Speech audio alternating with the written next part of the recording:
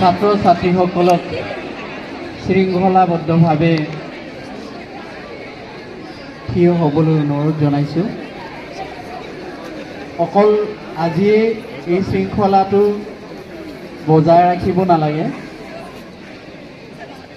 কলেজৰ ভিতৰত প্ৰৱেশ কৰিয়ে আচলতে আমি শৃংখলাবদ্ধভাৱে যি কৰিব লাগে সেয়া কৰিব লাগে।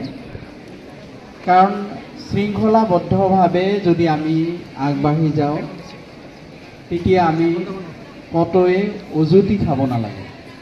আমি জীৱনত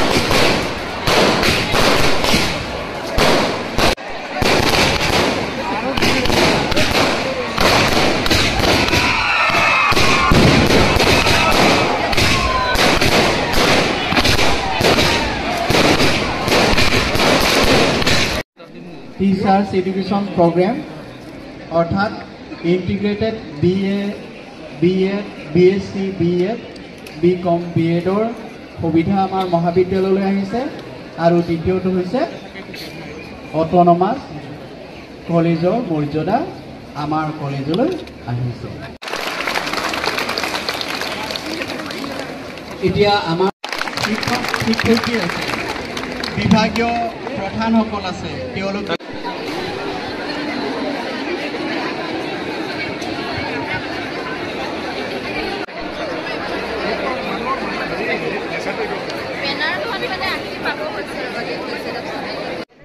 শৃংখলাৰ দৰকাৰ।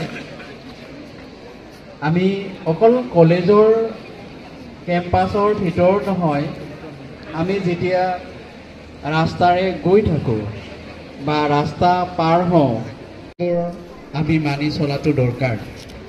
নহ'লে পথত এক্সিডেণ্ট হোৱাৰ